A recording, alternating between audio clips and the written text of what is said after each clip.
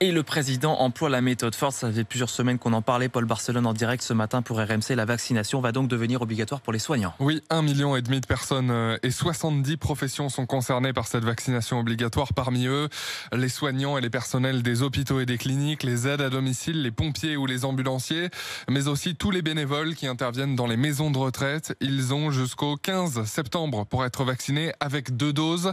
Des contrôles auront lieu à partir de cette date. Et Olivier Véran, le ministre de la Santé, a prévenu dès hier soir les soignants qui ne seront pas vaccinés ne pourront plus travailler et ne seront plus payés. Et c'est la vie de tous les Français en fait qui va changer à partir du 21 juillet et surtout à partir du mois d'août avec l'extension du pass sanitaire qui va débarquer donc dans la vie de tous les jours. Avec un principe érigé par Emmanuel Macron, faire porter les restrictions sur ceux qui ne sont pas vaccinés. Le 21 juillet, le pass sanitaire sera élargi à tous les lieux de loisirs et de culture, les cinémas, les théâtres, les parcs d'attractions.